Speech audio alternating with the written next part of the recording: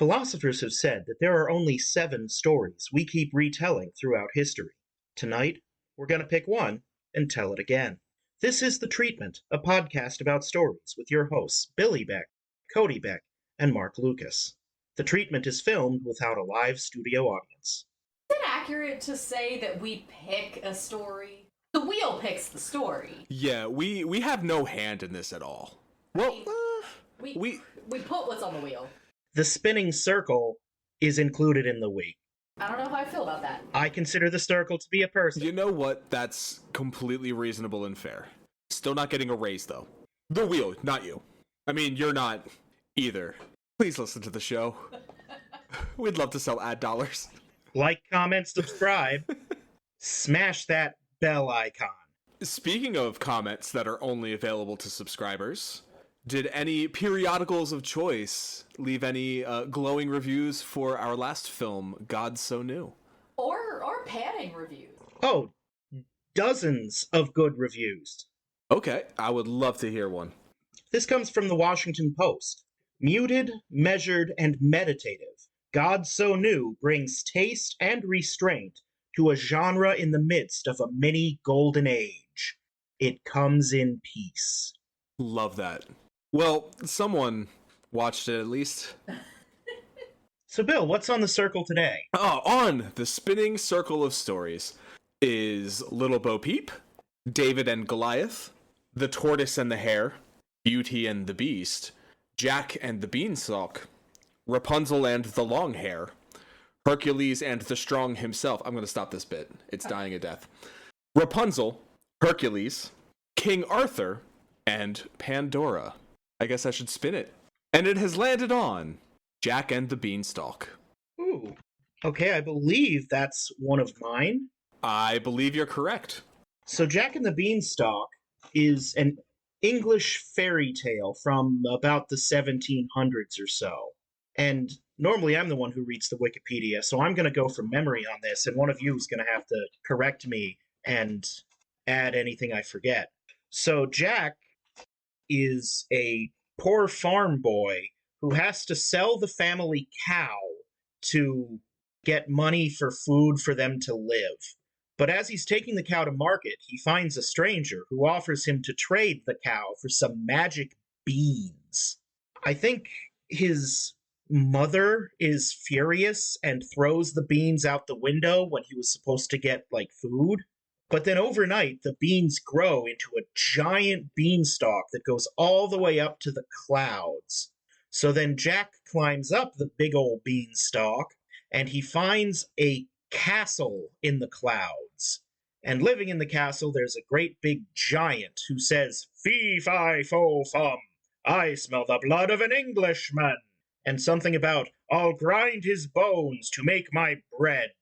He also finds a goose that lays golden eggs. And Jack figures that with this gold egg goose, he'll be set for life with all the gold money that he needs. So he takes the goose, and the giant finds that he's been hoodwinked, hornswoggled, and bamboozled. He gives chase. Jack climbs back down the beanstalk, and then while the giant is climbing down, Jack chops the beanstalk, and it falls down, and the giant falls and dies. How'd I do, Codie? You did pretty well. You missed one. Remember, fairy tales always come in threes. So the only thing that you missed is that the first thing that he takes is not the goose, and in the original 10, he takes just a sack of gold coins. Ah, okay. So the first time he goes up, he just observes. Second time is coins. Third time's that hen? No, first time he goes up, he climbs the beanstalk. He asks for food from the giant's wife. She hides him when the giant comes home. He sees him counting the gold coins, and he steals a sack of gold coins and goes. When they run through the gold coins, then he goes back up, asks for food again. The wife hides him again. That's when he sees the hen, and he steals the hen. And then the third time is the harp.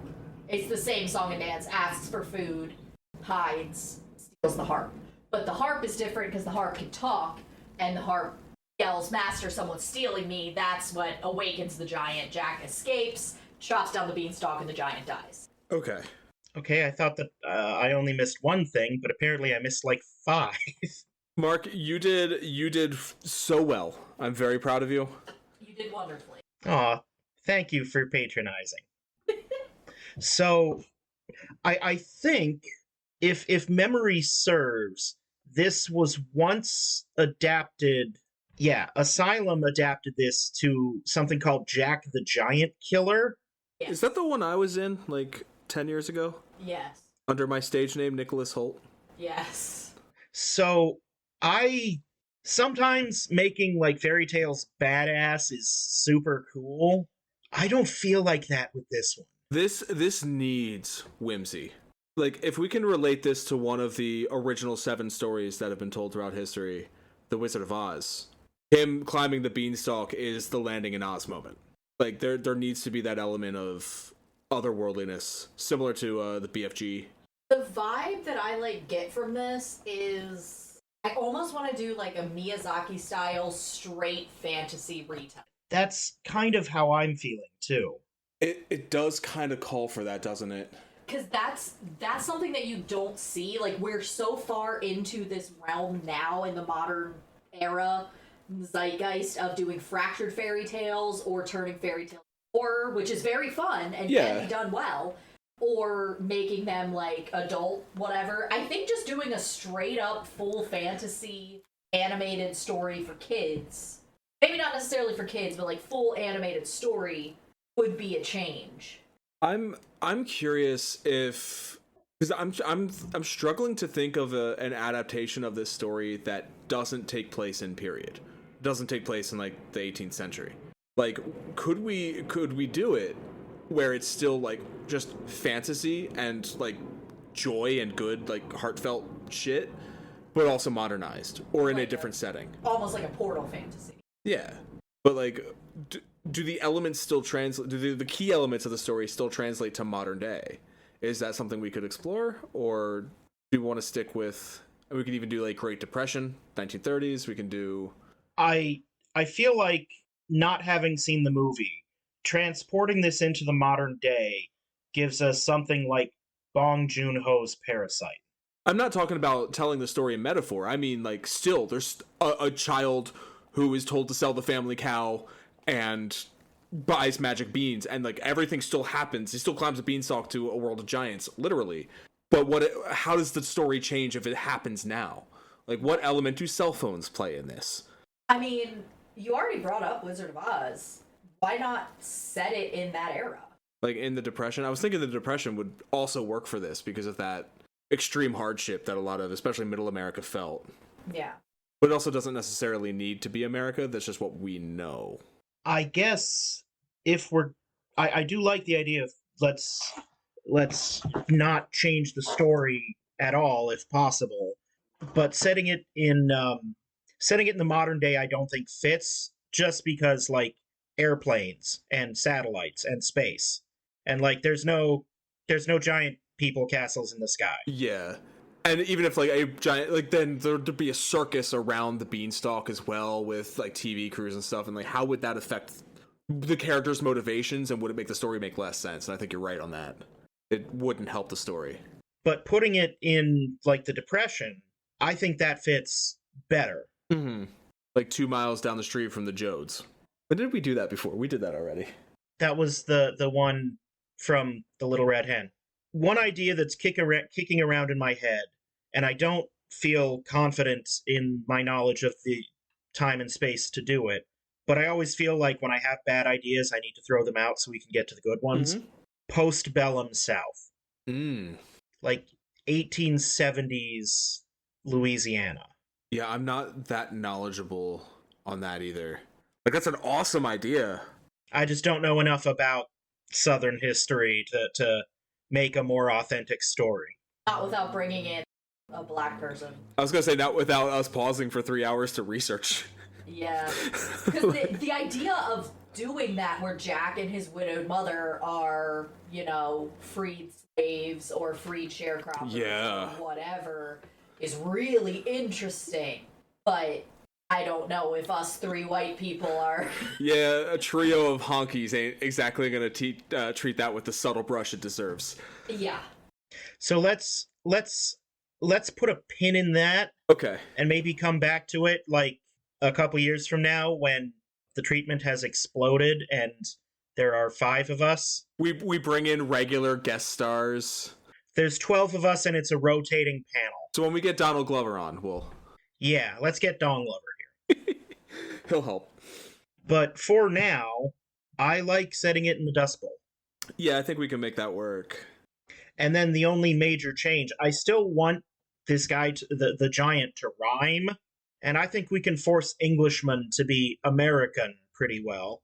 Yeah, that works pretty well. Fee, fi, fo, fum, I smell the blood of an American.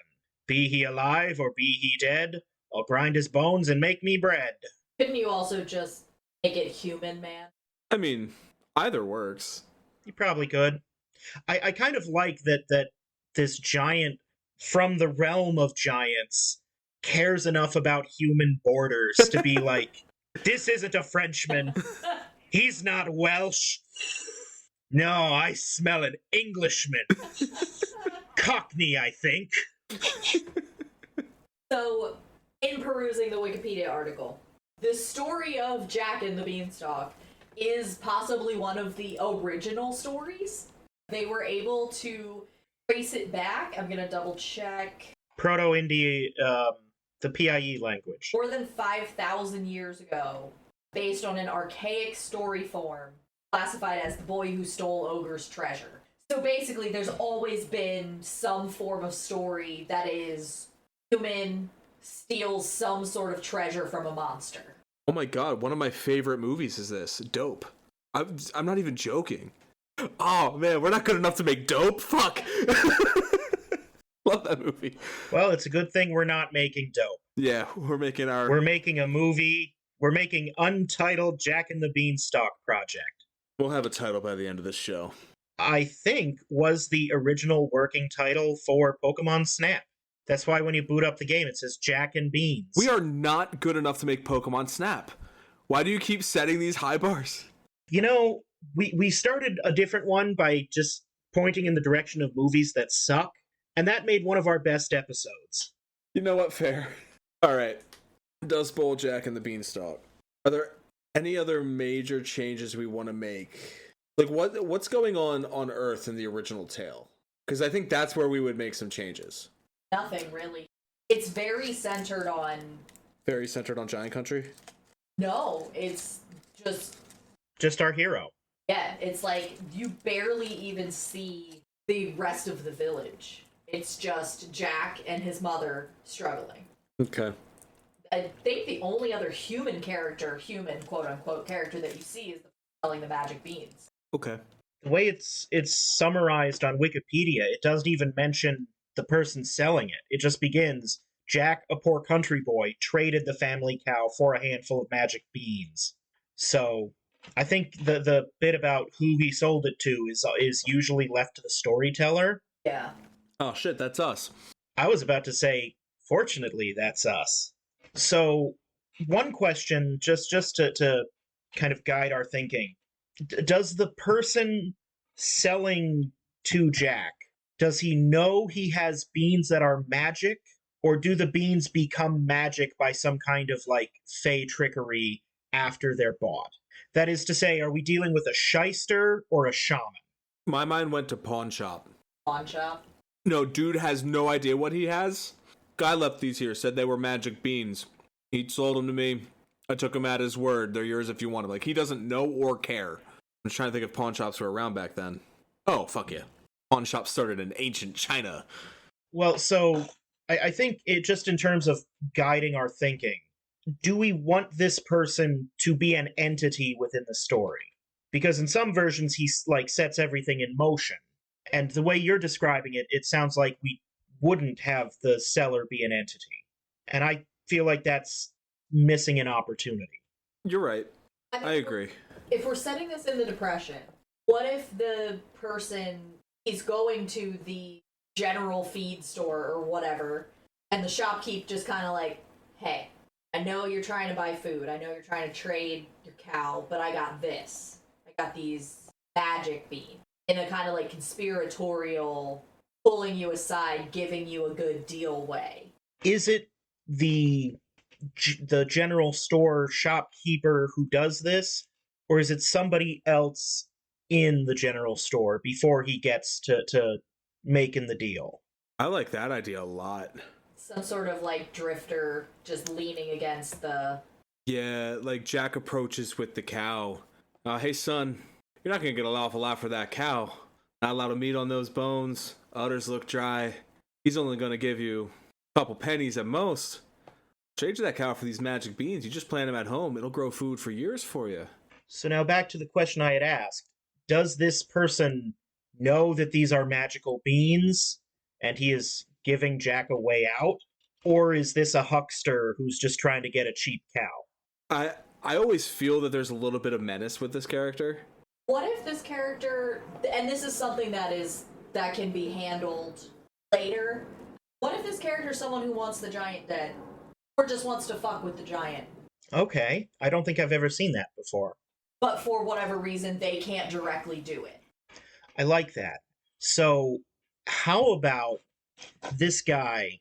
He's the actual person selling the beans is like a disguise or persona of a more powerful but ethereal, almost fae type being. Not to bring up a canceled person or whatever, but almost like American God style. Like there's some shit going on with gods of the Old West, and they're trying to get rid of some shit. Yeah, I like the idea of this character being non-human, for sure. Because I'm thinking in my head that every time Jack goes up, he comes back. Maybe his mother is blind or something like that, so she can't physically see the beanstalk, and she doesn't believe him when he tells her what he saw. So he goes and he finds the drifter and explains to him, and maybe the drifter influences him, like, "You happen to hear chickens clucking, maybe? I hear they have a goose that's pretty special. You should bring that back next time you go up there." And he's the one trying to, like, lead the giant down and see how far this kid will get. It's not the drifter, but it's the drifter. So like every time he tries to find the drifter, he doesn't, but he finds someone else, and it'll take some work from us to convey that. But this is another face of whoever the drifter was. Mark, have you seen the Sam Raimi Spider-Man trilogy? No. In each of those films, at a pivotal point in Peter Parker's story for that film, he runs into a random worker in whatever establishment he's in, who's played by Bruce Campbell. He's an usher at a play at one point. He's the ring announcer for the wrestling match in the one. I can't remember what he is in the third. I was thinking we cast an actor who has the range that could play, like, so like the first time it's the drifter outside the store. The next time it's the gas station attendant who believes him. The next time it's somebody at the theater. At least one time I want it to be somebody from the bank. Somebody from the bank works as well, yeah. I want him in a suit. Yeah. And you cast one actor to play all those roles. But because it's a small town, he's on first name basis with everyone. He just knows them as different people. I think that would be a way to convey that in film. Because that's a fun idea to play with this character. And for our purposes for right now, we're just going to call him the Stranger. Yeah. Also, not for nothing, but there is a whole schema of tales called the Jack Tales. Yes. We're not building another cinematic universe right now. I'm not if it makes sense, right now. If it makes sense, we'll do it, but we're not going to aim for that. Listen, I'm just saying. So when are the aliens coming to play in this one? We're not doing Cowboys versus Aliens. Oh, can't we? If anything, this is the universe of the Johnny Appleseed one we're going to revisit at some point. Oh, I was thinking the Pecos Bill and Paul Bunyan. Yeah, remember? That was a different cinematic universe. Those two were connected. Oh, when I wasn't there to tell you guys you were just making Disney's Tall Tales? Yes, correct. Tune in to future episodes of the pod, Johnny and Men of Industry. Men of Industry. You called it Men of Industry? It was good. Oh my god. So yeah, tune in to that future episode, because it was a great movie. But for now, Jack, we got our stranger, Ma's blind. Is there anybody else in Jack's family? I would say mother. Maybe he was too young to leave for work with the rest of the family. Maybe the rest of the family went back west to try and find work. Yeah. And So he stayed back can't. to care with Ma because she's She can't. blind or otherwise disabled. Yeah. How old is Jack? 11? Nah, I think a little older. I think 13.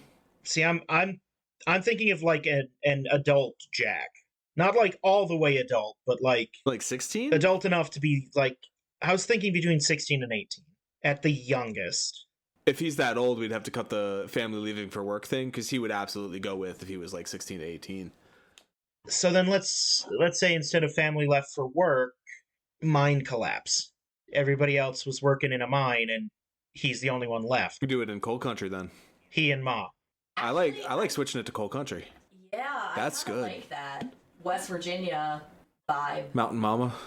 Yeah, no, coal country. Because then you can also explore the dichotomy of going down the shaft to going up the beanstalk. There's some visual play you can do there. I think it should just be like dad and brother, and maybe uncle. Mm-hmm. But they should not have had a big support system to begin. It should be one of those like fiercely like independent small community families. And like everyone is friendly, but I kind of want to split the difference between your two ideas and make Jack like 15. I mean, he could be 15, 16. Because he would still be the man of the house by default. Yeah.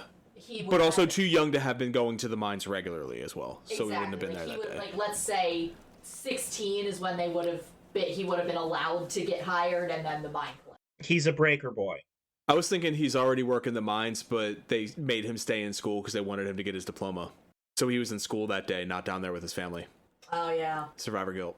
Nah, he's a breaker boy. He works in the breaker picking shale out of the coal. Because also, if you go to school, you're not going to trade your cow for fucking magic beans. What are you, an idiot?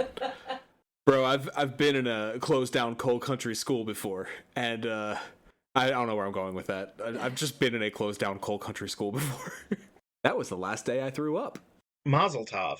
You were there. So, do we want to start hammering out scenes or get the broad outline of the movement of the story? Because I kind of want to start in on an intro. Yeah, I think we're about ready to get there. I have a pretty solid framework in my head of where to hang things off of here, so. And also, like, the outlines are very laid out already in the story. Yeah. There's a reason they've been telling this story for 5,000 years. It's pretty well structured. So for the intro, I'm thinking lean into it and have a fairly sparse cover, just like a banjo and a scraggly voice singing that Country Roads, as we get just little shots of mountain poverty. You know, maybe boots and overalls carrying lunch pails toward the mine. Some loggers up in trees doing just the dangerous kind of woodland work that happens in that region. Yeah. Set the setting. And maybe it ends with the mine disaster that kills Jack's family. I was going to say the last shot of that opening is his family going down in the shaft, which wipes the screen vertically down to black, title. And then the next shot is those same three faces on a picture at a funeral. And we don't see the mine collapse, we just see the effects of it.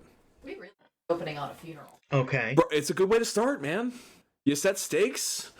And I feel like there's a little bit of I don't have the words to give voice to this, but interplay between the concept of a funeral and Country Roads Take Me Home.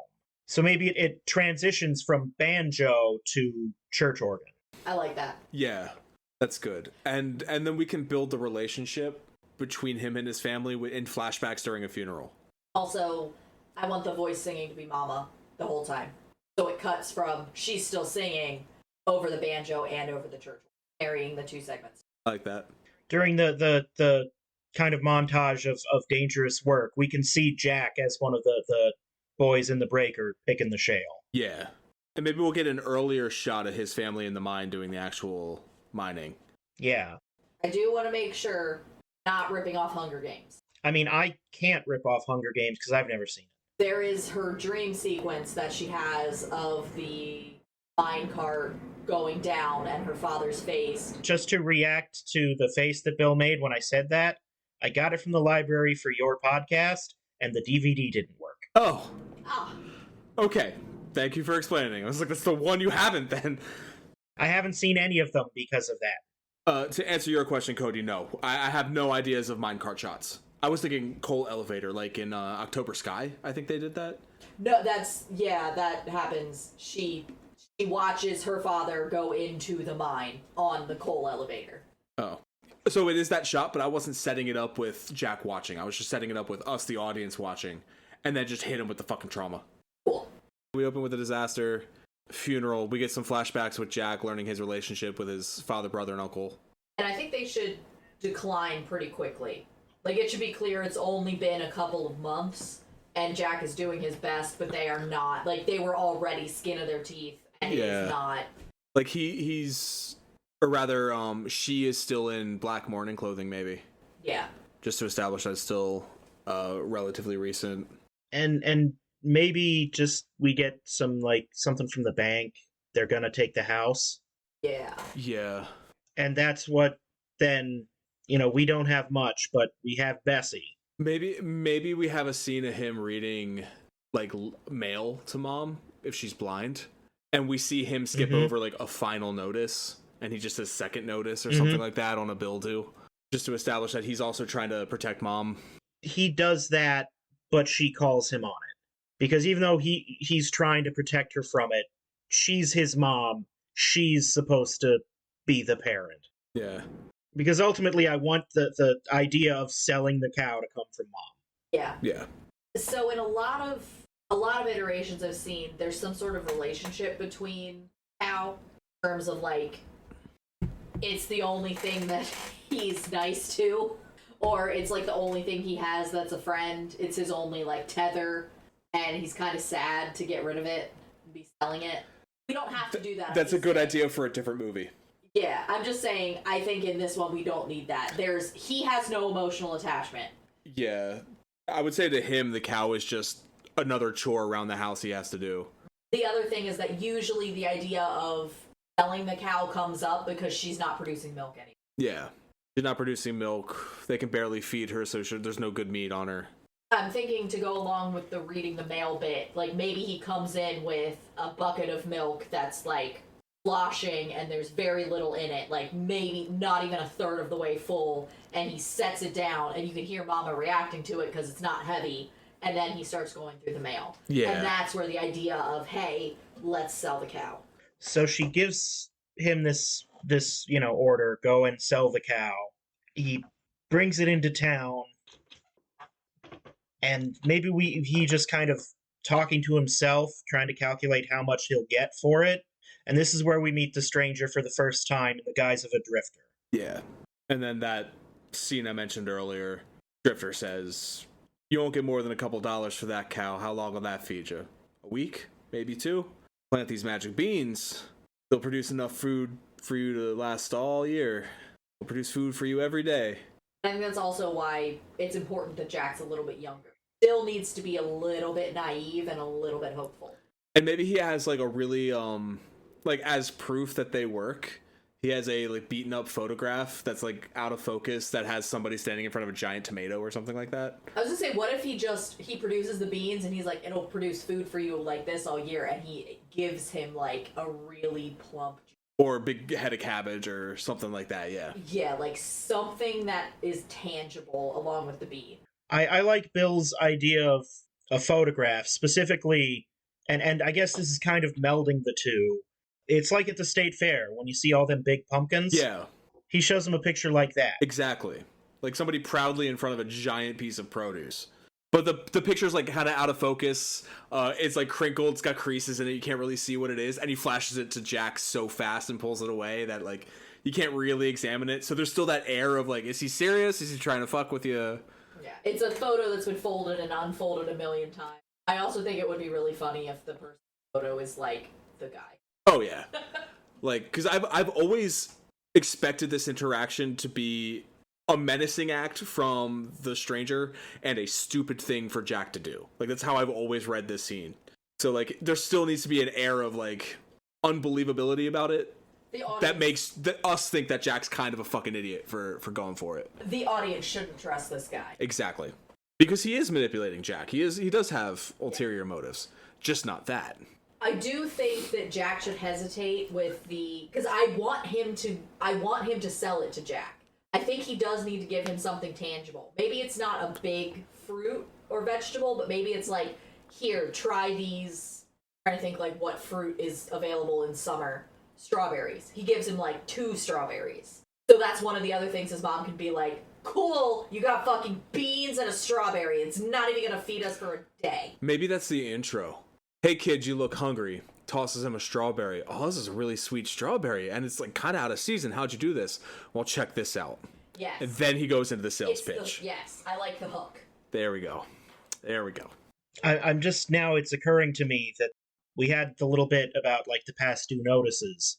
He's not going to get enough money for the house from selling the cow. But right now it's striking me that then is a setup for what would come later. So we don't deal with the house and bank stuff now. We just lay that pipe. Yeah.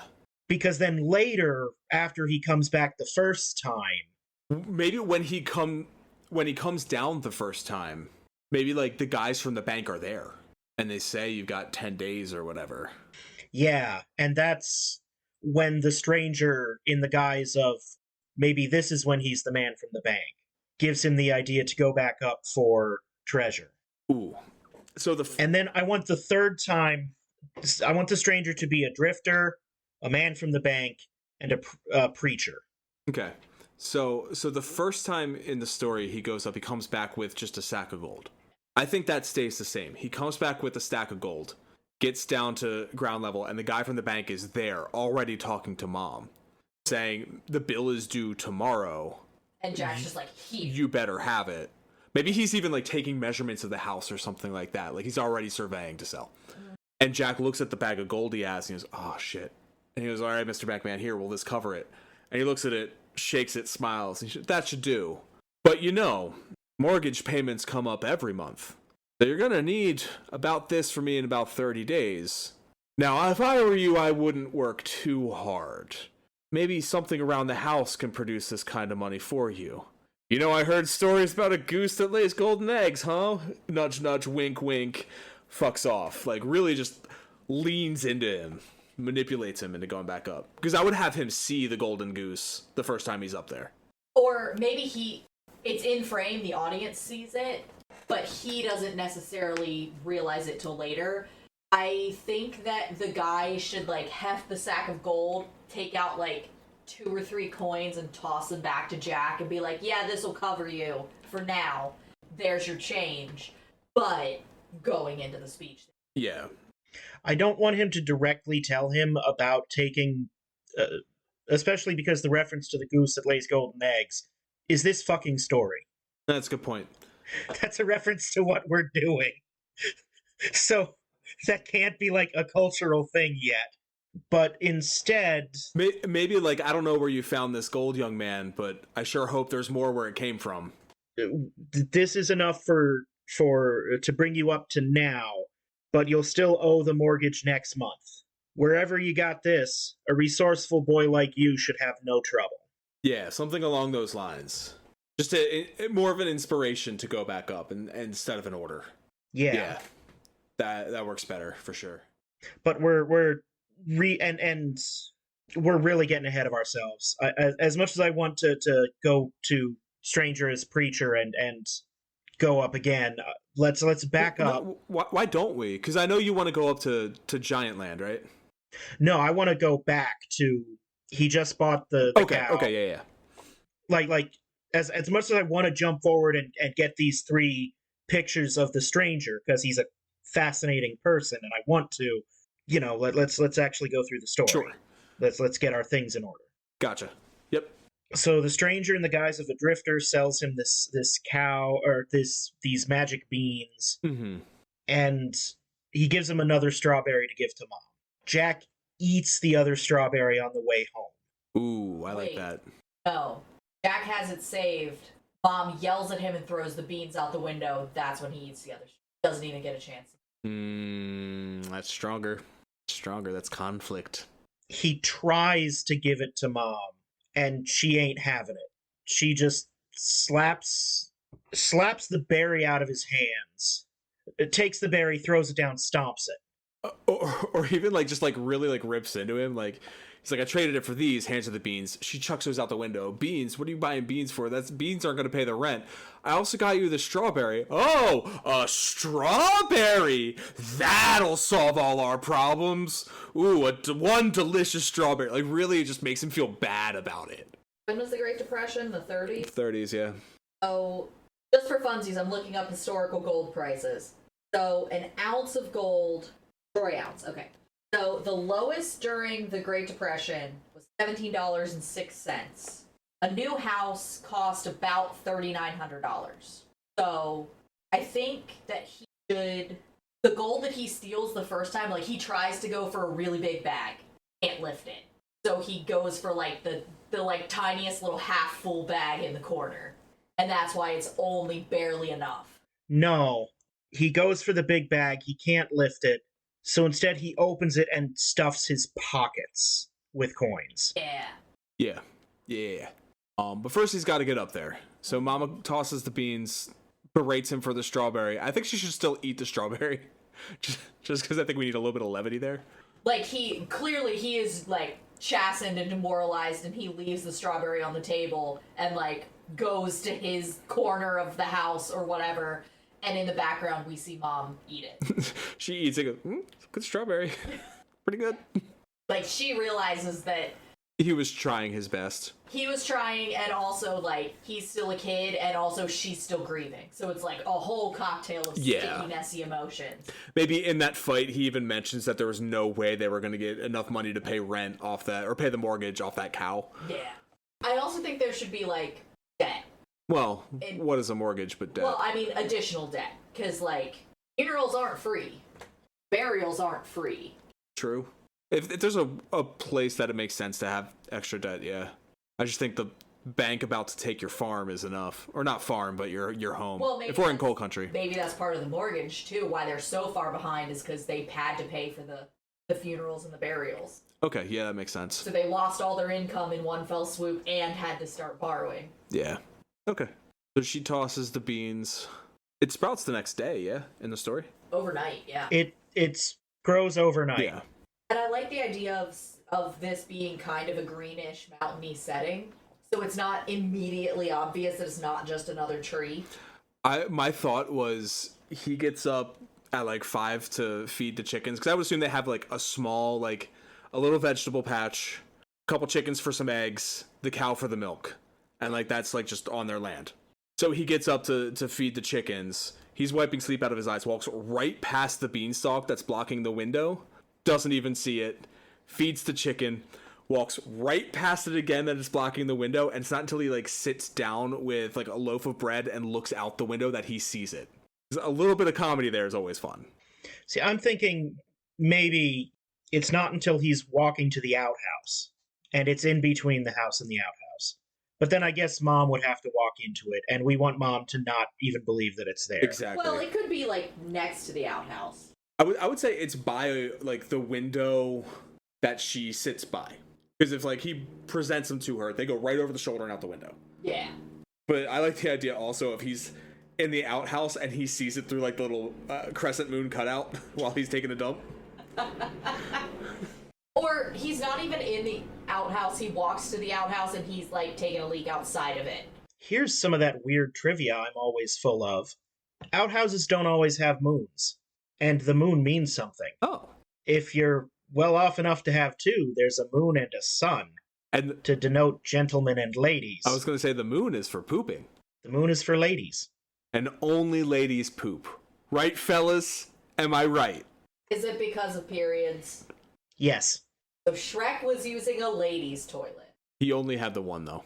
In pop culture, they're all women's toilets. They really are. So Jack sees this giant ass. I want their place to be kind of woody, so that like it's again not obvious that there's a big old you know, a lot of times you see this version, their house will be like surrounded by farm fields. Yeah. So it's just like a big green sticking out like a sore thumb going straight up to the sky. This, there's enough trees around you can't even tell standing far away that there's a thing going up to the I heavens. would say not only is it trees, they're also like up against like a slope of the mountain. Like they're way back in there. So like it just blends in with the mountain, even if you're far away looking across the valley. It just looks like more trees going up. And I would say stylistically, it has big leaves that cover deposits of various fruits and vegetable and other produce. Yeah. Yeah. It is magic after all. And so I feel like it's one of those things where he'll notice going up all the fruit and veg, and he kind of will just like grab it on the way down. Yeah. Or he starts harvesting it, and then he realizes like, oh, under this leaf is something different. What's under this one? And then he starts climbing just to see what else is up there. And before and it's always something different, like butternut squash, fruit by the foot, like a loaf of bread. Like it's always something different. And then he looks around and realizes he's 50 feet up already. No, you know what? He looks up and he sees like fruit and grapes and beans and everything, but he never gets to it. Every time he he focuses back on climbing, climbs a bit, looks up. It's still about as far away now as it was when he looked the last time. Because when he gets to the top, I want him to be hungry. Oh, that's a good point. And when he looks down, he sees more. It's just there's never anything where he is. So that maybe eventually someone else can pick from where he's not. What he's seeing is the giant's garden, and they look like they're close by, but it's because they're fucking enormous. The other thought I had is he is like immediately, I need to pick all of this and harvest it. So he just starts pulling everything off the tree and dropping it, off the beanstalk and dropping it down. And then when he realizes he's hungry, there's nothing left. Like he's gotten up to the top and he's like, oh, I didn't eat anything this whole time. Fuck, now I'm hungry and there's nothing within reach because it's all down there. And when he eventually gets down to the bottom again, because it's magic fruit, it's all spoiled already. Kind of got to go Jews in the desert there with the eat it today because it won't Mana? Yeah, with the mana. Thank you. See, I just like the idea of it moving as he moves because it's like tricky. I like that too. Because like everything involved in the magic is kind of tricky. Yeah. So if that's the vibe we want to go, which I think we're kind of already there with the stranger. Yeah. Then yeah, that works. That works for me. That's totally just a vibe thing. Is Jack an idiot or is the magic malicious? It also makes sense because like tying into the things later, the harp calling for the master. Yeah. Like you have that element built in already where the magical fruit is trying to protect itself. So he climbs up to the top, and so what's it like up there? I think it should look like a normal-ish farm, just enormous. A big, enormous farm. Does the giant live in a farmhouse, or is it a magic castle? I'm thinking it looks like his own home, but if they had money. Yeah, like a little wish fulfillment. Like it's like the same, or like to scale the same dimensions as his own home, like the same layout of his own home. Mm-hmm. But the shelves aren't falling off. One of the windows isn't shuttered. It's got a fresh coat of paint and a nice clean floor. Like it looks nice. Yeah. So my first thought is have it be a plantation style mansion. Like to go back to what we weren't going to do, the antebellum South. Yeah, like exactly like that. Because remember, the origins of West Virginia are the Civil War. Yeah. You are right. That's not a bad idea. I did just Google fanciest house in West Virginia and came up with the most expensive home listing for $19.5 million. But looking at this thing, this is fucking cartoonish. Let's do the plantation style house instead. Yeah. Yeah, that's fine. I like that idea. Like, actual wealth is god awful. Let's do the fantasy one instead. I like the idea, though, of the wish fulfillment. I want him to see a building that looks exactly like his house, and it's like really, but like the really nice version of it, and then he realizes that's the fucking outhouse. Yeah, the nice version of his house is on that plantation. Yeah. Is like a tool shed. Yeah, it's like something, he's like, this is the most incredible home I've ever seen. It's a fucking shed. Oh, this one looks like my house. Opens it, just rakes fall over. There's a trash bag full of lawn clippings. Like, And a sink. because I want even this to have indoor plumbing Yeah. that they don't down there. Yeah, I like that. I feel like it could be interesting as well for the Giants land to exist out of time. Like, I want, like, intentional anachronisms in there. Like, maybe, to go back to indoor plumbing, the Giant has one of those, like, fancy Japanese toilets that, like, massages your butt and bidets you while you sleep. But also, like, a potbelly stove that they're cooking food on. So basically a Sims house. Yeah. Just, like, this does not exist in his time or world. He is completely transported, completely out of his element. Do we want any visual cues a la Wizard of Oz and 12 Dancing Princesses when they go between worlds? I think it would just be like a color palette shift. Just like like today's episode of Soon Major Pod, The Aviator, how he did the digital coloring different depending on when it takes place. Yeah. Do something different with how the film is colored. Maybe go to a more like classic Technicolor approach in the Giant world and like kind of modern, more natural tones in the Earth world. Okay. Something like that. Yeah. A subtle hand there. After he finds the house that's like his and it's the shed, I want to say Jack's stomach grumbles. And that's when he goes up to the Giant's house. Maybe he hears the sounds of somebody doing something in the kitchen. Yeah. The window opens and a pie is rested on the windowsill to cool. Yes. And then Jack's stomach grumbles, and he figures the worst they can do is say no. So he goes up, and the kitchen door's open. So he just goes in and finds the Giant's wife. She just finished baking one pie, and she's working on something else. And this is when Jack asks her, "Can you please give me something to eat? I'm really hungry." She gives him... How does she react to this little person in her house? I want her to react with the same energy as, like, that kind of girl reacts when, like, a mouse appears. Like, oh, hey, little guy. You know you're not allowed to be in here, but... Hang on. First, let's back up a bit. We've been saying giant for a while now, and I think it would be helpful if we pinned down scale. How big are the Giants? I always assumed, like... I've always assumed they were like 20 feet tall. Yeah, same. Or like 30 feet tall. BFG. Yeah, BFG Giants has always been the picture in my head. But right now, I'm also kind of thinking like Andre the Giant. Like 8 feet tall? Or even splitting the difference. Maybe like 12 feet tall. Like the 15. Like the Na'vi on Pandora? Or to put it another way, is Jack as big as a mouse to them, or as big as like a short guy? In my head, he's the size of a mouse. If we're going with them splitting, I want him to be like child-sized. Like she sees this like 5 foot, 6 foot tall teenager and is like, "Oh, let me feed you because you're a child." You're a tiny little baby. Oh, look at the cute little baby. Yeah. But I also I kind of like the idea of, because everything else in his life is so insurmountable, I kind of want the Giants to be giant. I want him to be like the size of, maybe not a mouse, but maybe like a squirrel. How about like a dachshund? I'm thinking like 2 feet tall, like knee height. Mm-hmm.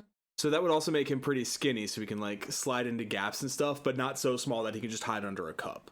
Yeah. So like 1/3 size or 1/4 size, somewhere in there. So like gnome to human, Sure. to put it in D&D terms. How tall are Smurfs? Is it 3 or 4 apples? I can never remember. I like the idea of him being like the equivalent of a woodland creature. Yeah. Because that is going to trigger... Because I also kind of want her to be not a foil, because that's the opposite, but like, she's his mom, just bigger. Yeah. Like, I would want her to be startled when he first appears, but just because she's surprised he's there, not because she's scared of him. Yeah, and then like, he's so polite, and she's just like, "Dude, of course I'll feed you," and then she gives him like a comically enormous amount of... Yeah, like she cuts off a thin slice of pie that's the size of his head. Yeah. Or something like that. Like, I want her to be very... Considering that what we've seen of his mom so far is that she's kind of been a huge bitch, I almost want her to be another, like, wish fulfillment element of friendly and kind and accommodating and just like, "Did you eat enough? Let me give you more." What mom could be. Mm-hmm. Yeah. Something that's occurring to me right now, so I need to ask, because I can never think something and keep it in my head. is there a relationship between the giantess and the stranger? Is that part of why he wants the giant dead? And the answer can be no. I don't think it's important that the audience knows this, but I think it's important that we know this. I think it's something we can keep in mind as we continue. And if an answer occurs to us, then we have an answer. The vibe that I want to get, and this is kind of how I'm thinking, is in the story, she's just like, yeah, I'll feed you, little creature, and she never presents any sort of resentment, and after he steals from them. So I kind of want it's almost like she's not happy with her situation either. So I think it could be interesting if maybe the giantess and the stranger are siblings, and he's trying to get her out of a bad situation. I don't want it to be like a romance, because I don't think that's necessary. But I think some sort of familial bond. Okay. I'm just thinking about the stranger being like part giant then, and that those pieces aren't quite fitting in my head, but they don't need to. It's magic. I love that old D&D meme. It's magic. I ain't gotta explain shit. I was thinking we've already established loosely that the stranger has also beanstalked himself. So maybe similar to the BFG, where somebody had gone, like the giant had a previous kid that he cared for. Maybe the stranger had developed like a similar, like, matronly relationship with this giantess, but like the main giant fucked it in some way. So I'm thinking right now that they're not related, and that the stranger is a fae and has no particular relationship to the giantess. But once the giant eliminated for weird fae politics reasons that we don't need to understand. Yeah, he's just like, fuck this giant. Yeah, but the giantess, I kind of want her to have a little bit more agency, because she's always like, there's no boy here, feeding him bread and milk, but then lying about him to her husband. Yeah. All right, thought I want to get out of here so you guys can shoot it down real quick. The stranger escaped the plantation. He's one of the fae that does all the work in the background, while the giant and giantess just enjoy their life. Yeah. I don't hate it. Same. All right. If we're already like touching at slavery. Or instead of he's one of them, and again, this is, I think, the kind of fae politics that are not going to go into the movie, but that we need to understand as the makers. He's not one of the ones that work there, but they're from his court. They're his people. And the giant is not treating them well. He's real unhappy back in Loompa Land that so many of his brethren are working at that chocolate factory. It's like there's some bullshit going on with the contract is ironclad, the deal that was made is ironclad, and the only way to get out of it is to kill the giant, but he's unhappy with the way that the giant is treating the workers. Sure, works for me. The stranger himself is not like involved that way. It's through the court. It's his boss's boss. Yeah. Just told him, figure out a way out of this. Yeah. He's not low level, but like mid-level trickster in one of the courts. Also, yes. I know we shot down the idea of trickster and giantess being siblings. What if it's not Giant's wife, it's Giant's sister? That gives her a reason to lie to Giant. I mean, so does being his wife. Like, you tell me the truth all the time. I've never lied to you even one time. You just did on recording. I don't know. I like them being a married couple. Like, he's a little bit of an asshole, but she also doesn't take it. Like us. Sometimes. I just think that it's unfair that Jack kills the giant and there's like no consequences, even though he has a friendly relationship with the giant's wife. Well, we save her revenge for the sequel. Oh, we weren't doing a sequel. We're not building a universe. We can do a sequel. Okay, I will put down my sibling flag. Jack 2 Electric Boogaloo. I mean, I still want the giantess to be his wife, but it's not a happy marriage. Yeah, he's just kind of mean to her. It's one of those where they rushed into it. Yeah. And again, this doesn't necessarily go into the movie. They have separate bedrooms. What if it's even like an arranged marriage type deal? Like, she can even mention while, like, she's feeding him, like, oh, I do this to any human that comes up here just because fuck that guy. I hate him so much. He hates when I do this. So I'm giving his food to you. Fuck that guy. Like. But I think the first time that it happens, I want it to be more sweet. because like Cody described it. Oh, look at you, you cute little thing. Come here, come here. Don't be afraid. Here's some. Maybe she asks him about his life and learns about the financial trouble, and she's the one who gives him the gold. Or she tells him where the gold. I still want him to steal it. Okay. Because like a lot of this is just straight up he steals from giants. Yeah. That's fine. But I feel like it could be kind of wink, wink, nudge, nudge with her in terms of like, there's no humans here. You're insane. Shut up. As he's like sneaking out of the kitchen, and then he goes into the room where the giant came from, and that's where he's counting a bunch of money. Who takes some then? Because he hasn't even counted it yet. He won't notice. Well, the way that the scene plays out in my head is she kind of shoves him, like, he hides in the oven in the first one. That is per the story. She closes the oven door. So if we're going with the anachronism, it could be one of those like fancy ovens with the window so he can see out. And he sees the giant sitting at the table counting this like big sack of money. And then finally he like gets up and leaves, and she opens the oven and is like, fucking leave or he's gonna eat you. And he's like, okay, and then darts across, grabs like 2 handfuls of coins, shoves them in his pocket. And I'm still putting pieces together here. Yeah. So he comes in, asks for food, and she's like, oh, this is such a cute little thing. It's hungry and it wants, well, don't be afraid, little thing. Here, have some bread, have some milk. Maybe she even picks him up and puts him on the table for him to eat. Yeah. Again, kind of the fantasy and the anachronism. I really want this giant, even if he doesn't rhyme all the time, and I don't want him to rhyme all the time, but I do want him to say this fee fi fo fum, I smell the blood of an American. Be he alive or be he dead, I'll grind his bones to make my bread. say that every day and you've never done it. There's no Americans here. Just count your gold and shut up. No, because just that, like, there's never been anybody up here. This is a weird thing that you're doing.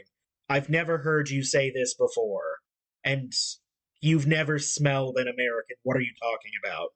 It's only, like, I feel like you can use that to kind of just to show the relationship between the two of them is just them snipping at each other. Like, why are you like this? Yeah. What are you talking about? You don't even know what an American smells like. You wouldn't know if one was 2 feet away. Yeah. And maybe as part of their snipping, that's when one of the things they snipe back and forth about is money. And he can put a couple of sacks of coins on the table and then make an excuse to just leave the room. I'm going to go freshen up before I have some of that pie on the windowsill. And this is when Jack comes out to Yeah, he sneaks some of the coins. because I still want that. He tries to take a bag. So he tries to take the bag, and he won't. He can't get it. And maybe she even tells him, like, don't be greedy now. He'll be back soon.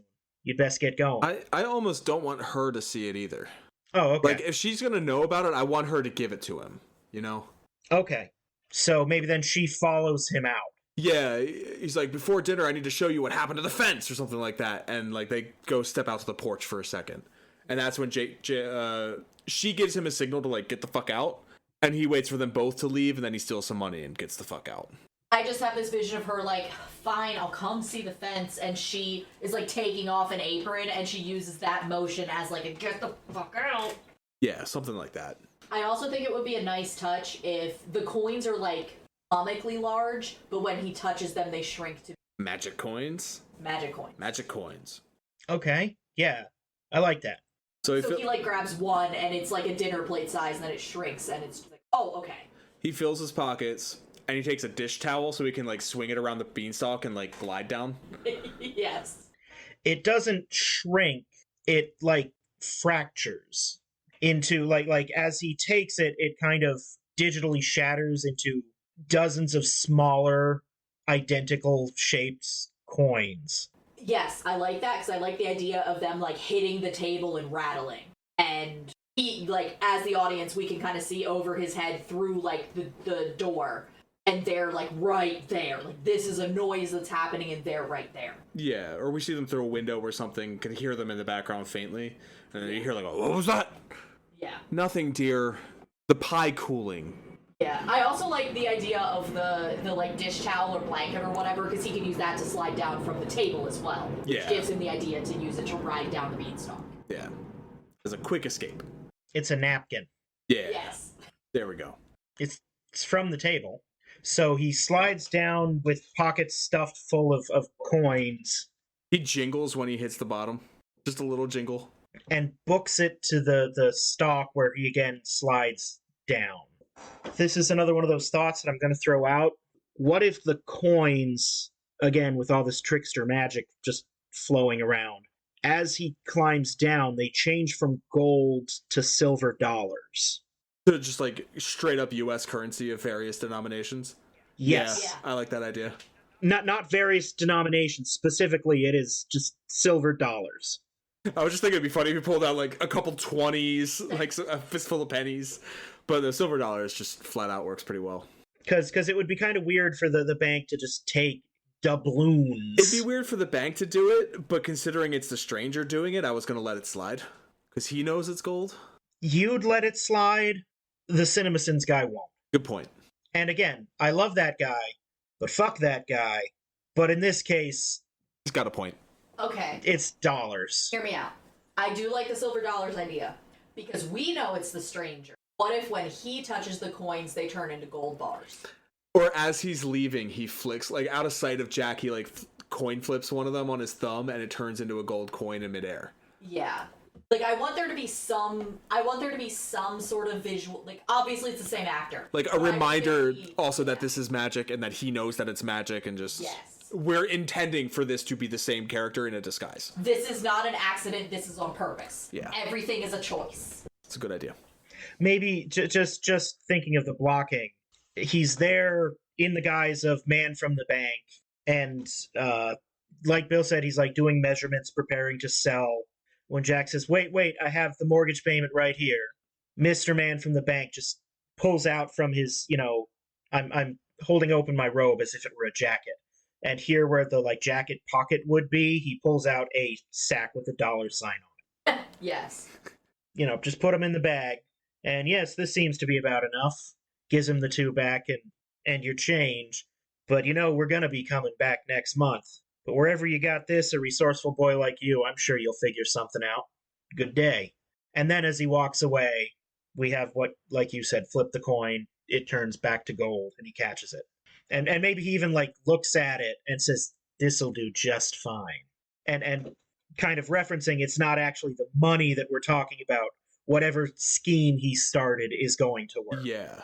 So Sorry, just for funsies, I just did a real quick Google. The average rent or mortgage was about $27 a month. Yeah, so pockets full of silver dollars would be fine. Yeah. Because you can easily fit 30 in your pockets. So I would want him to establish, maybe, I know we said we weren't going to have him bond with the cow. Maybe he's bonded with one of the chickens and tells his thoughts to a chicken every morning. So the next morning he's explaining to the chicken, "I can't keep climbing up there every day. It's exhausting. But maybe there's something I can bring back that I can sell," or something like that. Like their house was full of all of these wonderful things. And like, I got lucky getting just money the last time. I might not be lucky next time I go up. I better figure something out. Instead of a chicken, it should be the rooster. Yeah. I think he should find like a couple coins that were left in his pocket, and that'll be enough to buy some food. Some fresh bread, a little bit of meat. Yeah, feed for the animals. But also, I do think that after he goes up the first time, there should be food that he can get off of the stalk. Yeah. I was going to say he eats a big meal before he starts climbing. Yeah. Alright, so he climbs up second day. We don't need to get in the weeds about the logistics of it. I would say this time he explores the farm a little bit, the plantation, before he goes to the kitchen. And that's when he sees maybe he sees a row of geese that lay golden eggs. So it's a hen. Chicken. A row of chickens that lay golden eggs. I'm just saying, are we doing geese or are we doing chickens? Because geese versus chickens is a very different vibe. I think chickens is fine. I can't imagine this dude trying to smuggle an 8-foot goose out of there. I'm just looking at the Wikipedia outline of the original, and a thing here that I like is that this chicken is the giant's, but specifically, I'm just going to read here. This is after the wife, he says, "Grind his bones, make his bread." The wife says, "There's no boy." Giant eats his food, goes to his room, and in his room he takes out a hen. Then he yells, "Lay!" And at the command of lay, that's when the hen lays the golden egg. I kind of like that. That it's not just the chicken does this, but more the chicken does this on command, and you have to know the command to make it do that. What if we have Jack stumble on this command? Like, he's exploring the plantation for something to sell. Like, he's eyeing up, like, a chandelier in the back or, like, some fancy sculpture out front. He's like, I don't even know how I would get this down or whatever. Oh, shit. Starting to get hungry. And then he hears the clucking of chickens. He's like, oh, they got chickens over here. I bet they have some pretty big eggs. I can fry up an egg real quick. Goes to chicken coop. Doesn't see any eggs. And then he starts, like, trying to get a chicken to lay an egg. Like, oh, you should have had an egg by now. Come on. Lay. And then out comes the golden egg. And he just stumbles on this gift. If we're gonna have him kind of bond with the rooster, I like the idea of the giant having a special does this. So he kind of recognizes, oh, I'm stealing this guy's pet. All of the chickens are in like a shared coop, but one has a special luxury cage with like a daybed and a mirror and a sink with running water and a name tag is Helen with flowers on it. But it's like the E's are backwards because the giant is still kind of an idiot. So naturally, he steals that one once he finds out it can lay a golden egg, and he just takes a random other chicken and puts it in there. Yes. And again, I think the chicken should... Like, it's basically the same size as him, and then once he touches it, it becomes like a normal-sized chicken. And it's not clear whether that's the magic of the stranger or the magic of this place. I would say it's like one... He has to, like, wrestle this human-sized chicken out of there, but as soon as he gets to the beanstalk, it shrinks as he, like, starts descending.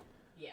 But I do think that he needs to see the wife again, because I want to go by rule of threes with all of these characters. Yeah.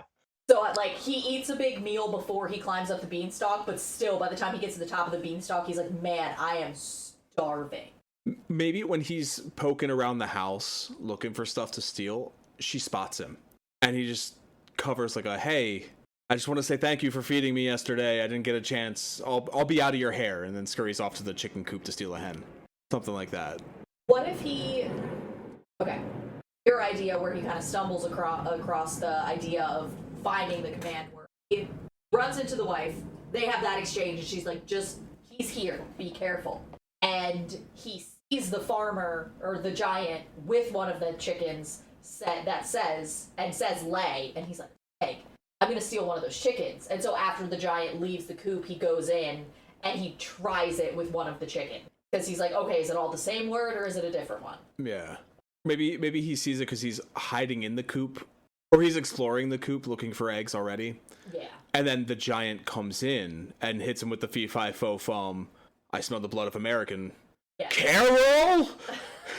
Have you been talking to humans? And he storms out of the chicken coop to yell at his wife. But maybe he does see the giant get the chicken to lay. Yeah. And learns it there. That happens before the giant smells him. Yeah. So I want Jack to observe the giant giving the command of lay for them to lay. I want him stealing the chicken that lays the golden eggs to be a little bit more daring, though. If this is a pet, I want it to be an indoor pet. He has to sneak in to take it. Yeah, he sees the giant, and he tells him to say lay, but none of the chickens in the coop lay golden eggs. Like, they all lay regular eggs. Maybe he's even ready to steal one of the regular ones, and then he finds out about the golden one and just puts it back.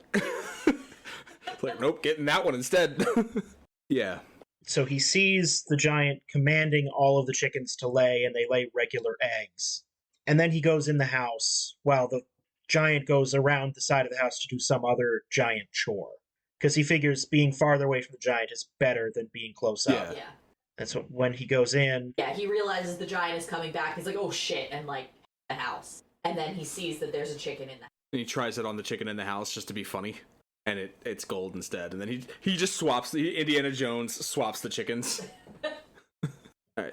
So just to kind of tying it back to something you had said.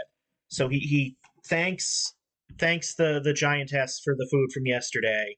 And then he says she lets him poke around the house a bit.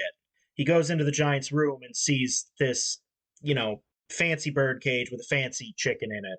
And he gives it the command lay. It lays a golden egg, and he's like, oh, okay, I'm taking this for sure. Then the giant comes in and tells his wife, complaining about how hard the work is, but I finally fixed that fence. Now I'm gonna go rest up before supper. And so Jack has to, like, hide either in the closet or under the bed or something. In the original story, he does hide under the blanket and, like, under the bed, under the blanket. Yeah. So he waits for the giant to fall asleep before he quietly steals the chicken. Maybe even the giant comment. No. I was going to say the giant comments on the golden egg. Like, I didn't tell you. You're starting to think on your own. Cut it out. Do we want to breadcrumb the harp a little bit? Not that we see the harp in this scene, but we hear, like, the music. Is it the giant's harp or the giantess's? My thought was the giant has the harp play him a lullaby so he can take a nap. But I think we should hear the lullaby, but we shouldn't see where it's coming from in this scene. He hits it with a "Hey Siri, play lullaby," and we don't see that Siri is the name of the harp. I like him sleeping to the music, which also gives Jack, like, some cover. Exactly. What if he takes the whole cage? I think that would be too big because I think he would fit in the cage. You know what? He again. I'm kind of figuring out scale in my head, and I'm kind of figuring he takes the napkin that he used. He still has it. He ties it around two of the bars of the cage, and then around his shoulders so that he can lift it like a backpack. Could work. And in the beginning, it's huge, like 3 times the size of him. But as he gets to where it's where he's gonna go, it shrinks down until it's birdcage sized with a regular looking chicken in it. Yeah. That works. And then instead of sliding down, he climbs. How does his mom react to... Obviously, she's, like, proud of him for finding the money. How does she react to the chicken? Yeah, this is the beat I'm hung up on. Is this where we do the preacher? Well, yes, but let's have a little funny beat. She doesn't react to the chicken. She doesn't even know there is another chicken. He gives her the egg and is like, look, feel, Mom, feel. And she's like, it's a really nice egg. Thank you. I'm gonna make dinner. Yeah. And she, like, cracks the golden egg into the pan. She tosses the shell in the trash with the other shells. He fishes it out to sell it. Yes. See, I'm thinking of these eggs as being like a solid lump of gold. I was too, but the other side we could do if it's an actual egg is she goes to crack it and it doesn't feel right and she goes, oh, this is a bad egg, and throws it away.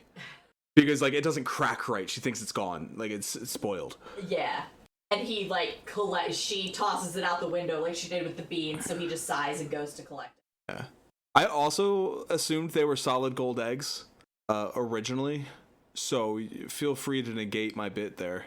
Yeah, I think it works because it would still only be about an ounce. Yeah. So get the egg and tries to crack it, and it's like, it doesn't. We need to check on that hen. This egg is bad, and throws it. Yeah. There's no yolk inside, but it's hollow. Like, so it still cracks, but nothing comes out, and it just kind of crumbles. Yeah, I like that. That, or it's filled with change, just loose change, or just, like, little nuggets of gold. Just quarters. See, I'm thinking maybe she thinks it's a rock. Damn it, boy! I told you to bring me an egg, not a rock. I had that thought too. Can't you do nothing right? Yeah. First you go off skylarking all morning, God knows where you are.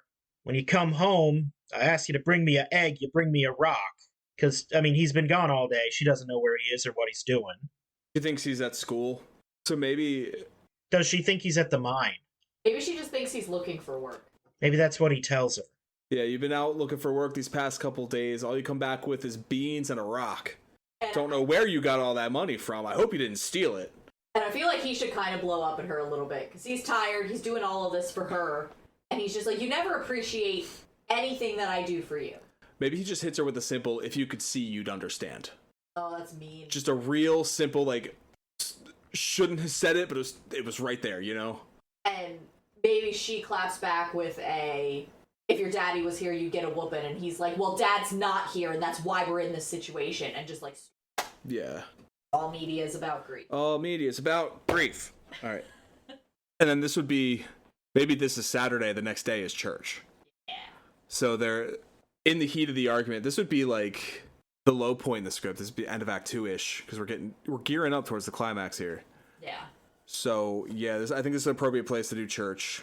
He and his mom are at complete loggerheads, sitting at opposite ends of the pew.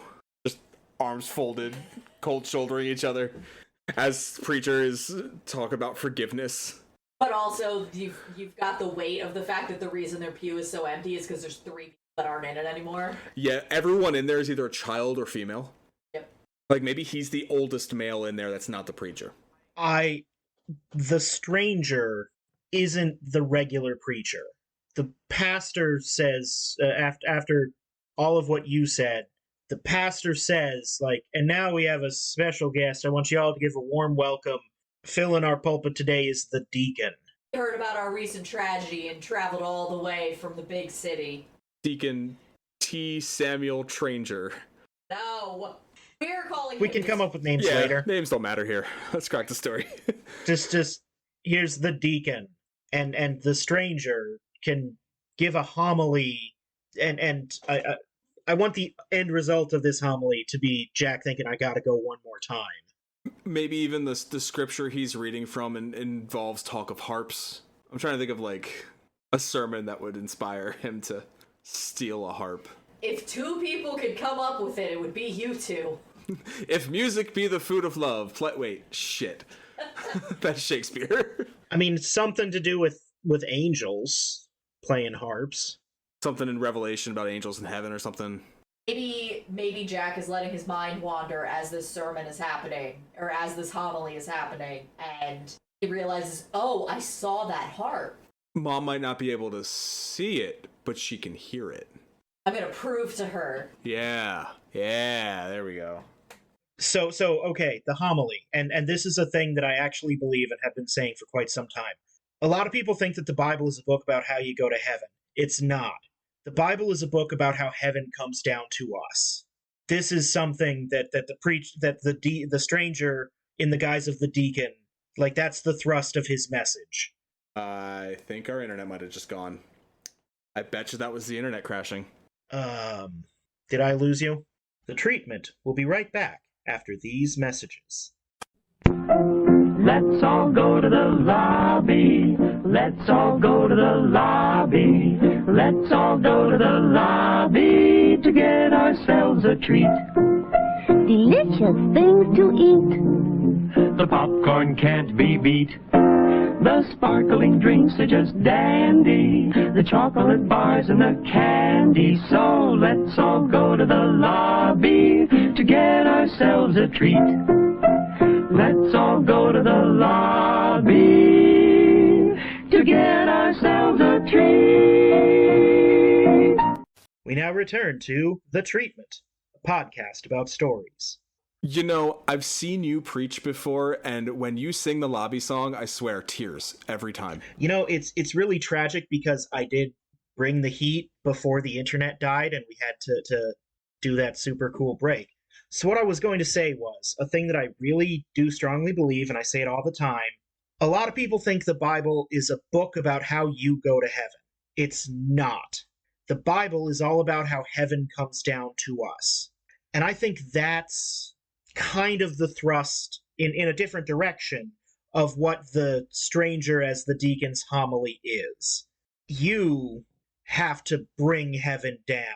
Something about the angels up there with their harps.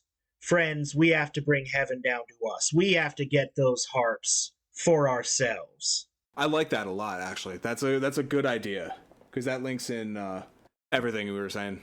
And then I want this. I'm just kind of picturing in my head. It's like a brief but dramatic, with a bit of music as Jack readies himself to climb up one last time. Yeah, and his mom's like, it's a day of rest. You shouldn't go anywhere. And he's like, it's the last time. Yeah. Tomorrow you'll believe me, and I won't have to go ever again. And I want to set up so maybe he even takes an axe and lays it near, like leans it on the beanstalk. Yeah. Or maybe it's not that premeditated. We just, as he's climbing, we just kind of linger on a shot, and there's an axe leaning on a wood pile. Yeah, something like that. It's prominent in the background as he starts climbing the third time. Yeah, like Chekhov's gun it. Yeah.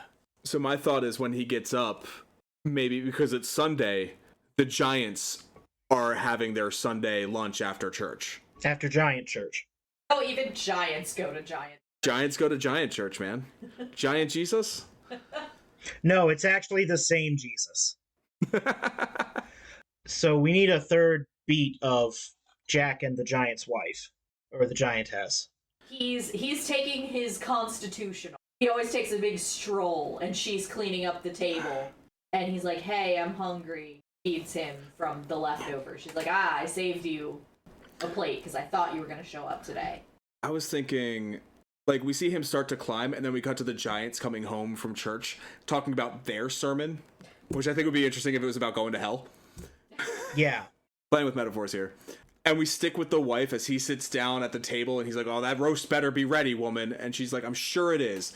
And the camera follows her into the kitchen, and Jack is just sitting on the table waiting. Okay. That's good. That's good. And Maybe he lets her know, "This is the last time I'll bother you, I promise." and maybe she pats him lightly on the head and says, "You're no bother." And she gives him the bread and the milk. And then we get from the other room that third time, the fee-fi-fo-fum. "I smell the blood of an American. Be he alive or be he dead, I'll grind his bones and make my bread." "Honey, I made garlic bread. Relax." Or she's just like, "You've been saying that all week." As she's like quietly like waving him away. Like waving him behind like a squash on the table. But he sneaks around to the bedroom to start stealing the harp. Yes. So as he's listening to their conversation, either continuing about the sermon or about maybe the people at church, maybe we hear some giant tea, so to speak. He's working on the harp, and then we hear the giant say, "You know, this Sunday lunch, we should have some music. Let me go get the harp." And that's when he just says, "Fuck it," and runs. What about the harp crying out? Oh, yeah, that's an element of it. I think that as he says we should go get some music, Jack panics, grabs the harp, and runs, and that's when the harp starts screaming, "I'm being stolen." What if the harp doesn't speak, but plays itself? Like, you get, like, menacing, discordant tones as it's getting stolen. He's like, "The harp? Why is the harp making... Oh, it's being stolen!" Like, he just understands what the harp is trying to say. Yeah. I mean, I still want the harp to talk and yell, because it's like a magic harp. Like an alarm. The alarm is just like... Like, as he picks it up, you just hear a like, we don't see the face of the harp, so to speak. You know what? The harp doesn't even need a face or a mouth. It just talks magically. Yeah. I'd like it if, like, stylistically, the strings hummed while it talked. Like, the sound of the voice resonates out of the strings, Yes. so to speak. Yeah. So he picks it up. "Who are you? Where are you taking me?" "Huh?" Drops the harp. "That's right, you put me down." "You talk? I more than talk, boy, I sing." It's like, "Well, you're gonna sing for my mama." Picks it back up. Yes. And then, "Help, help, I'm being stolen. Help, he's taking me." "Shut up, harp, I'll break those strings." "You wouldn't dare. Help, help." So as the harp yells, as Jack is running with it out of the bedroom, so that when the giant runs in the front door, he sees Jack running like that way in the hallway. Like, towards the kitchen, the back entrance? Yeah. And the giant chases him. Yeah. And at this point, I want maybe Jack goes out the back door, the giantess closes the back door behind him, but before the giant gets into the room. Just to slow the giant down a little bit and give Jack that extra couple of seconds. What if she does a fake, like, "Ah, a human!" Like, she's ushering it out the door. Like, she slams the door as he's entering the room, and she's like, "Don't worry, that human's not getting back in here. He's out. He's out." "He has my harp!" Yeah. And maybe he can even bicker with her as he fumbles with the door latch. Like, she locked it, like, twice, too. Like, both locks are locked. Yeah. Yeah. It's like, he's got to get the locks. And he's like, "You didn't hear the harp?" And then after Bickering. he's gone, I want her to just have a beat of "I hated that damn harp." Yeah, for sure. So then, again, Jack, he uses the towel to slide down more quickly. Mm-hmm. And maybe he even gives, like, a cheeky wave, and he yells up, like, "Thanks for everything!" As the giant's, like, standing there stomping and yelling, and at first it seems like Jack's gotten away with it. But then the giant starts climbing down. That's when Jack panics and looks around, sees the axe, and starts... Yeah. And then I would think Mama comes outside at this point because she hears the commotion. Yeah, because the harp is yelling, the giant is grumbling, there's the swinging of the axe. Mm-hmm. And then he fells the beanstalk, yeah? Chops down the beanstalk, the giant falls and dies. I want the giant to, I don't know if this is too much, but I almost want the giant to turn into like a rain of... That might be a bit much. How about the giant falls into a wild and unoccupied valley, and, he lands hard, and he dies, and very quickly, we see moss and trees overgrow him, and he becomes another mountain. Yeah. My thought was he falls face first into a stream bed, and as he dies, he turns to stone, and the water just starts eroding the features away. But either of those, I like the mountain one too. Just he becomes one of the earth. And again, it's not totally clear whether that's the magic of the stranger or just the magic wearing off. Yeah. We kind of need a resolution with Mom. Fairy tale kind of hand waves it. It does. They live happily ever after. Yeah. Now this is where... Maybe the stranger comes back in a new guise. He's a man from the insurance company. Dad had a secret life insurance policy out. It's not real because we know it's the stranger, but it's the stranger buying them out, thanking them for killing the giant.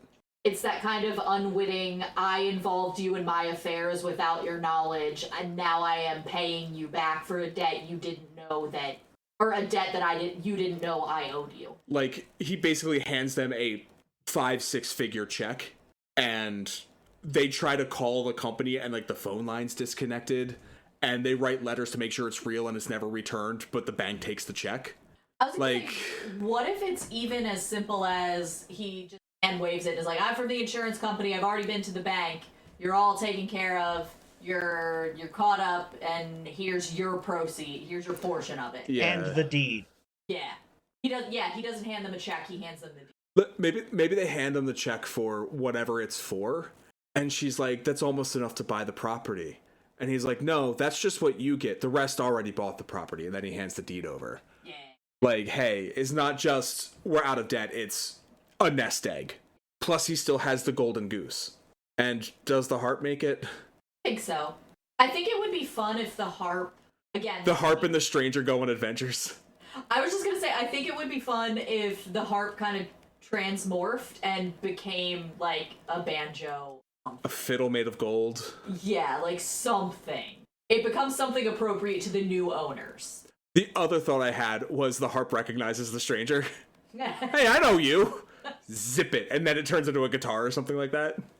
I don't even think it needs to be, said. I think they just need to exchange... Because I do see the harp with a face, because, usually there's carvings and stuff on it. Yeah. So I just see, the little cherub at the top of the harp is just, and the stranger's just, For those that are listening visually, the harp is just doing the narrow eyes, squinty glare, and the evil dog from The Simpsons. Yes, and the stranger just does the... He does the Rock telling Cena to kill Cody Rhodes. Yeah, or Seth Rollins telling Braun to kill Sami Zayn. Yeah. Or the... You know the motion, the neck thing. Yeah, just the draw hand across neck motion. Yeah. So then I guess we have our They Live Happily Ever After. Do we want a stinger of the stranger returning home? If we do a stinger, I'd love it if it was a lead to either the stranger offering another child magic beans, a la, have you seen Kung Fu Hustle? I have never seen a movie in my life. So the plot of Kung Fu Hustle is when the main character was a child, he got a penny karate book that was just a scam, but he followed it to the letter and is now a karate master. And the end of it is the same scammer trying to sell that book to another child, except this child is a big snot bubble and is licking a giant lollipop and is in no way, shape, or form going to be able to do the karate. So I'm thinking stranger is trying to pawn off more magic beans to somebody, or stranger is setting up a different classic story. Stranger finds another Jack and hands him a candlestick and asks him to jump over it or some bullshit. See, I was thinking about the stuff that we had set up, him being an agent of the Fae, just to report back that the giant's been taken care of. And maybe it's just like Samuel L. Jackson in that one Iron Man. It's just that. Just, sir, the giant's been taken care of. What if we see him writing and posting like a letter or postcard, and that's the... I had the same thought of him writing it down on a letter, sealing it in an envelope, and then like blowing on it, and it dusts up to the sky. Yeah. Just something like really magical. Typing it on a typewriter. Yeah. That works. Typewriter, and then you get the dust. Yeah. With he types. Maybe he like seals it, writes like some another language on the envelope where the address goes, and burns it. That works too. Just to really set up like this dude is magic as fuck. And the stranger will return in Pig Party 3. Sorry. So I guess the next step in the process is casting this. Casting, yeah. So we've got Jack, Mom, Ranger, Giantess, Giant. and then we need a voice for the harp. Yeah. And I guess we need like townsfolk and the preacher at introduction. That's extras. Hey, one of them has spoken line. Barely. Yeah, that's like a level 2 extra. Okay. Hear me out. Ranger. Sam Elliott. No. Just because I was thinking Gary Oldman. range. I love Sam Elliott, but he's always Sam Elliott. Yeah, Gary Oldman is a good call because you cannot fucking tell him who he is from one. Yeah. If he goes full Gary Oldman in this, it's a nice detail. Like, it's believable. It sells it. Mark, have I ever told you the story about how I had a conversation with Gary Oldman while he was looking at Batman Legos and didn't clock it was Gary Oldman until he No. left? At the Lego store, it was in the era when they had the fucking Batman tumbler. Nice older gentleman looking at the Batman tumbler. I bet it was Gary Oldman. And I had a whole conversation with him. I was just like, hey, just check it in, whatever. Walked away. I don't think he purchased anything. I think he left, and my manager came over and was like, you know who that was, right? I was like, no. He's like, that was Gary Oldman. Did not clock it was Gary Oldman. Fantastic. So Gary Oldman for the stranger. He's been in my head the whole time. For the Giant, and this, maybe I'm being just a little bit affected by your Soon Major Pod today, but John C. Reilly. Yeah. Actually, yeah. Can he play a dick? Yeah. I've only ever seen him in the, like, bumbling fun. No, he's got so much range, that guy. He could absolutely do it. He was... I'm kind of picturing, like, him from King of the Hill. Who does he play on King of the Hill? He's kind of a special needs guy who's Bobby's boss at one point. He's not a good guy. Okay. For the record, the mean thing I was thinking was I've only seen him play Mark roles. That's mean. You're a good sad sack, I'm sorry. Very good at it. I mean, she's not wrong. See, listen to that! True. But I like John C. Reilly. Yeah. Now we just need the moms. I don't want to rely on this, but I'm vibing with the idea of character actress Margot Martindale as the Giant. Like, that type of vibe is what I want. I think we can go a bit younger. I don't want a traditionally comedic actress, because I was also thinking, like, a Kristen Wiig or a Maya Rudolph type. We want someone motherly. Yeah. But I also don't want to just, like, pull an actress from our youth, because then we're in grandma territory, and I don't think either his mom or the Giantess are grandma, you know? Yeah. What about, again, she's traditionally comedic. She was on Disney Channel, played the mom in Life of Zack and Cody. Oh my god. This is not an answer to your question. This is a different suggestion. Chelsea Peretti? She's got so much of an edge. Yeah, she doesn't feel motherly to me. Maybe for his mom. Kim Rhodes. Codie. Embeth Davidtz. You said don't pull anyone from our childhood. I know, but Embeth Davidtz.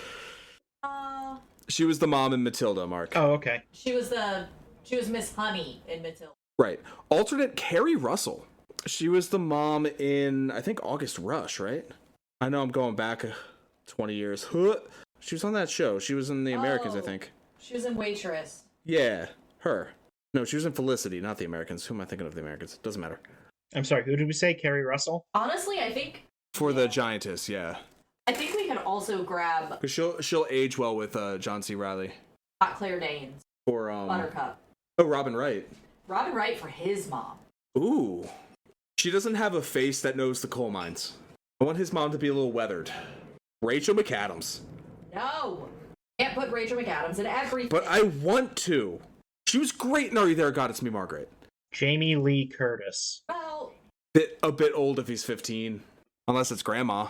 what about Dale Dickey? She's also a little older. Hold on. We established that she's blind. I keep getting the name Aria Mia Liberti. 2024, she walked the red carpet at Golden Globes and she's blind. But she's also like your age, Codie. Younger. Yeah, it's a little young to have a 16-year-old. Yeah. But I guess it is Appalachia in the 30s. True. This is a really bad joke, and it's so bad that I'm not even sure if anybody else would qualify it as a joke. But when you, Bill, pointed out that she is blind, my first gut reaction was to say Marlee Matlin.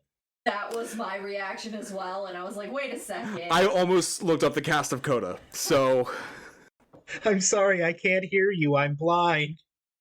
Speak up, I'm wearing a towel. The thing is, Marlee Matlin is like perfect. She is. I was looking at pictures, It's and wrong disability. But yeah, the thing is we built this character around being blind. Yes.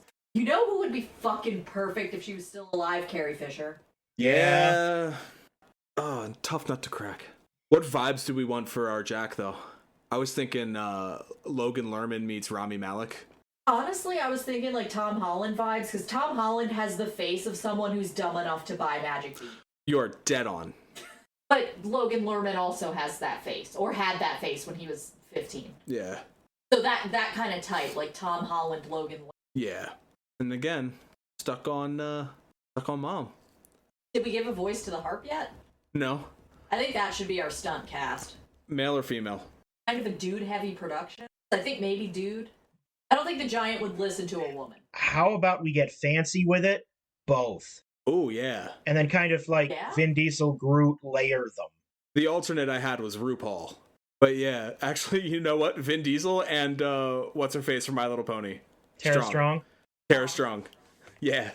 Just the weirdest blend of voices. Or Grey Delisle. Or if we want to do other like big voice roles, Scarlett Johansson. She did her. No. Not giving Scarlett Johansson a role in the year of our Lord 2025. She's good enough to do that on her own. Okay. I saw her in a pro Planned Parenthood ad on Pluto TV the other day.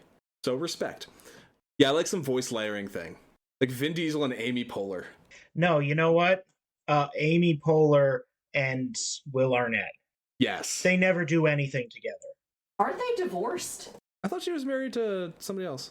Yeah, now. No, before. I thought she divorced somebody else. Wasn't she with Chris Pratt?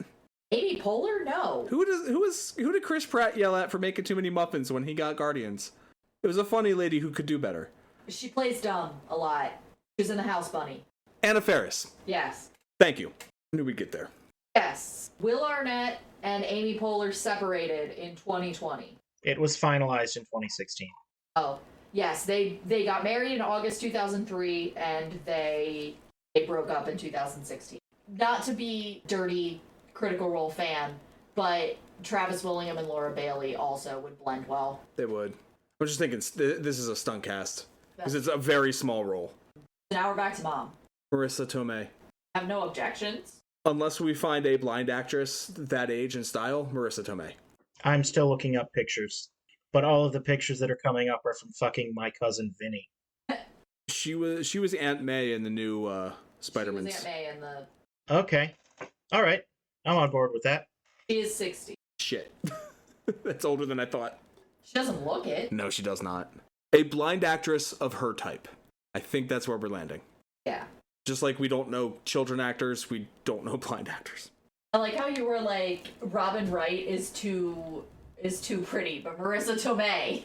Marissa Tomei's got an edge. She's got an edge, dude. Maybe it's because I know her best from The Wrestler. Title? I'm not sure, but we'll get there. Is that your suggestion, or is that... No, I'm saying we're gonna get there. It's the tagline. It's just that and the poster. Yeah. So the archaic story form is classified as the boy who stole Ogre's treasure. I think we could do something with the boy who stole. The boy who stole from giants? How about just the boy who stole? Thief boy. Now, the boy who stole could work, yeah. I was thinking along the lines of, like, the man who killed Bigfoot and also God, or whatever that movie's called. I like the boy who stole because it leans into the Survivor's Guild aspect. Yeah. It's on the nose, but it's not Jack and the Beanstalk. It's not Jack. It's not the Beanstalk. It's not the Castle in the Clouds. Yeah, too easy. This is at least unique. Does it need a tagline? If these beans could talk.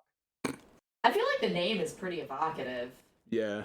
And I think the poster would be just like an Anderson-esque frame of like the side of the house on the left-hand side and the Beanstalk in dead middle and like his chicken coop on the right-hand side and his feet just barely visible at the top of the poster climbing the stalk. Maybe a little bit more than his feet, because I want Or to see... legs. Yeah, because I want to see, like, his outfit. Yeah. So, on the Wikipedia page, I don't know if you're able to get to that right now, but the image that they have in, like, the info box, I kind of like. It's like a woodcut. Oh, yeah.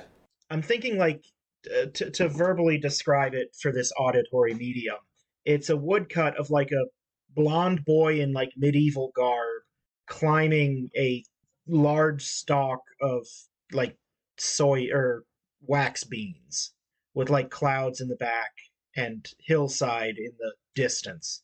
I really like this picture. And I'm thinking just, like, mirroring that, but he's, like, in overalls and no shirt. Yeah. And I think the land around it you can Would be mountains and valleys and rivers. It would be West Virginia. The Beanstalk would more closely match what we described it to look like in our film. Yeah. But that same perspective. Yeah. I like it. I think we're good for a nice spring release here. Yeah, this feels like a Nice April or May release. Yeah.